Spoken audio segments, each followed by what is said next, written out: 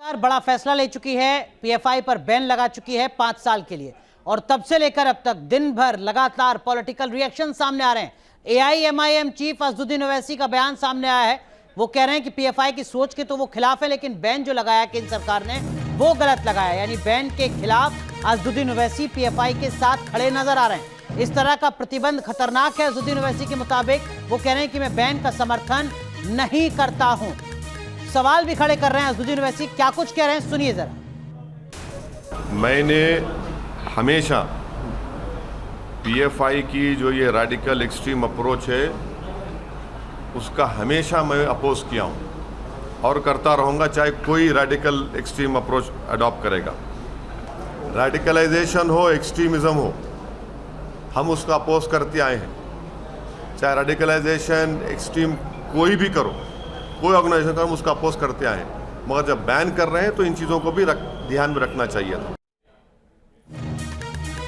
तो असदुद्दीन ओवैसी को आपने सुना। इस बीच पीएफआई बैन पर कांग्रेस सांसद के सुरेश का बयान भी लगभग वैसा ही आया है जैसा कि बात असदुद्दीन ओवैसी कह रहे हैं। कांग्रेस के नेता कह रहे हैं कि आरएसएस पर भी प्रतिबंध लगाया जाए, क्योंकि पीएफआई पर बैन लगा दिया गया है। पीएफआई पर बैन लगाना कोई उपाय नहीं है कांग्रेस के नेता के सुरेश के मुताबिक। सुनिए जरा आप। Demanding RSS also banned. PFI is ban is not a remedy. So the majority terrorists, what can I say? The RSS also highlighting these communalism throughout the country. So Hindu communalism, RSS is spreading everywhere. So RSS and PFI both are equal. So government should ban both. Why only PFI? तो कांग्रेस नेता की दलील आपने सुनी। इस बीच RJD chief Lalu Prasad Yadav का बयान भी सामने आया है। वो कह रहे हैं कि वो पीएफआई बैन का स्वागत करते हैं, लेकिन साथ ही लालू यादव ने आरएसएस को भी बैन करने की मांग कर दी है। सुनिए जरा क्या कुछ कह रहे हैं लालू प्रसाद यादव। पीएफआई का जांच हो रहा है और पीएफआई के तरह जितने भी संगठन हैं इंक्लूडिंग आरएसएस, सब पर प्रतिबंध लगाइए। एकरूपता लगे, दिखने को लगे। ऐसा नहीं कि ये फीलिंग जाए कि खास करके मुस्लिम संगठनों को ये तो दुर्गा वाहिनी भी बनाए थे और आरएसएस को बैन पहले भी किया गया था इमरजेंसी में भी। और एक साथ इस तरह के जितने भी संगठन हैं सबको बैन करिए और जांच करिए, कुछ मिले तो कार्रवाई करिए। तो आपका कैसा शासन है कि आपके शासन में हर तरह से इस तरह की बातें आती हैं और एक बजा बजाते रहते हैं टीवी पर रोज। ये बजा बजा रहे हैं तो पीएफआई का एक हुआ दिखा रहे हैं लोगों के ऊपर। तो सबसे पहले आरएसएस पर बैन करिए, आरएसएस को। ये उससे भी बदतर संगठन है।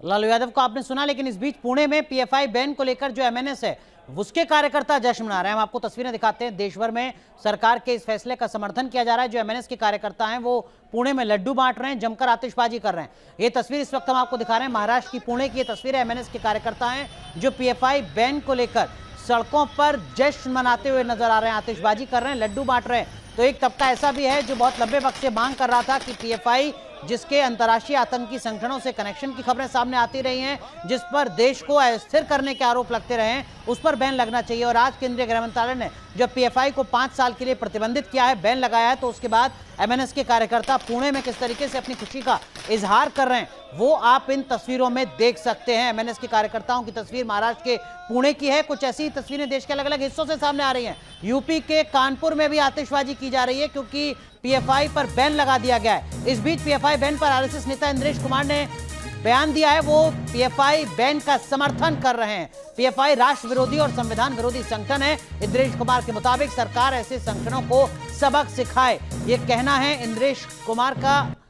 आरएसएस नेता इंद्रेश कुमार ने समर्थन किया है केंद्र सरकार के फैसले का, गृह मंत्रालय के फैसले का। सुनिए जरा क्या कुछ कह रहे हैं इंद्रेश कुमार। पीएफआई राष्ट्रद्रोही, संविधान विरोधी मानवता विरोधी हिंसा का संगठन है, उस पर प्रतिबंध लगाना यह एक बहुत बड़ी मांग थी जो पूरी की भारत सरकार का सारा देश समर्थन करता है और वह आगे ऐसी गतिविधियां सिर ना उठा सकें, उनको पूरी ताकत के साथ सबक सिखाए और ऐसा सबक सिखाए ताकि यह आतंकवाद और देशद्रोह सदा सदा के लिए भारत की धरती से मिट जाए। तो संघ के नेता को आपने सुना। इस बीच मध्य प्रदेश के जो गृह मंत्री हैं नरोत्तम मिश्रा, वो भी पीएफआई पर बैन का स्वागत कर रहे हैं। न्यूज नेशन से खास बातचीत में क्या कुछ कह रहे हैं नरोत्तम मिश्रा, सुनिए जरा। पीएफआई पर 5 साल का प्रतिबंध लगा दिया गया है और मध्य प्रदेश में भी पीएफआई काफी दिनों से सक्रिय था। हमारे साथ गृह मंत्री नरोत्तम मिश्रा है, उन्हीं से पूछते हैं कि 5 साल का प्रतिबंध केंद्र सरकार ने लगाया, मध्य प्रदेश सरकार इसमें आगे क्या निर्देश जारी कर रही है? केंद्र के हर निर्णय का स्वागत, केंद्र के हर निर्देश का अक्षर से पालन राज्य सरकार करेगी और ये इसकी अब कोई भी गतिविधि पीएफआई की मध्य प्रदेश में नहीं चलने देंगे। जो कांग्रेस शासित राज्य हैं, अन्य दल के जहां पर सरकार है, आपको क्या लगता है, क्योंकि उनमें से किसी ने पीएफआई पर बैन की मांग नहीं की, क्या कारण है कि भाजपा शासित राज्यों ने मांग की? देखिए, तुष्टीकरण की राजनीति करने वाला जो विपक्षी दल है उससे हम उम्मीद भी नहीं कर सकते। जो टुकड़े टुकड़े गैंगों का समर्थन करने वाला दल है उनसे हम उम्मीद नहीं कर सकते। जब जेएनयू में नारे लगे थे कि भारत तेरे टुकड़े होंगे इंशाअल्लाह, तो केजरीवाल मिलने गए थे, राहुल गांधी मिलने गए थे, सबसे पहले गए थे। आज उन्हीं की पार्टी में उनकी पदयात्रा में गए थे कन्हैया कुमार जी। तो इनसे क्या उम्मीद कर सकते हैं हम? कोई उम्मीद नहीं कर सकते। तो ये हैं गृह मंत्री नरोत्तम मिश्रा, जिनका कहना है कि पूरी सतर्कता बढ़ती जा रही है और पीएफआई पर केंद्र के प्रतिबंध के बाद मध्य प्रदेश में भी आने वाले दिनों में कार्रवाई करके पीएफआई से संबंधित सारे लोगों को जैसे जैसे इनपुट आएगा गिरफ्तार किया जाएगा। वीडियो सासू के साथ नितेंद्र शर्मा, न्यूज नेशन भोपाल। हिमाचल प्रदेश के मुख्यमंत्री जयराम ठाकुर ने पीएफआई बैन का स्वागत किया है। उन्होंने गृह मंत्री अमित शाह को इस फैसले पर बधाई दी है। कदम का केंद्र सरकार का स्वागत करता हूं और भारत में जिस प्रकार से पिछले कुछ अरसे से नहीं, लंबे समय से इनकी गतिविधियां बहुत संदिग्ध चल रही थी और एक बार नहीं अनेकों बार इस प्रकार के प्रमाण जब हासिल हुए तो कार्रवाई करने की दिशा में कुछ कदम उठाने की आवश्यकता थी। मैं आदरणीय प्रधानमंत्री जी, आदरणीय गृह मंत्री जी को बधाई देता हूं सारे निर्णय के लिए। ये बहुत पहले जो होने के लिए लोग उम्मीद कर रहे थे, बहुत जल्दी अभी जो इसका निर्णय लिया तो ये उचित निर्णय है और बहुत सारी गतिविधियां जो देश हित में नहीं है, समाज हित में नहीं है, देश को तोड़ने के लिए जिन लोगों ने चला के रखी है, उन लोगों को इसके कारण जो है वो रोका जा सकेगा।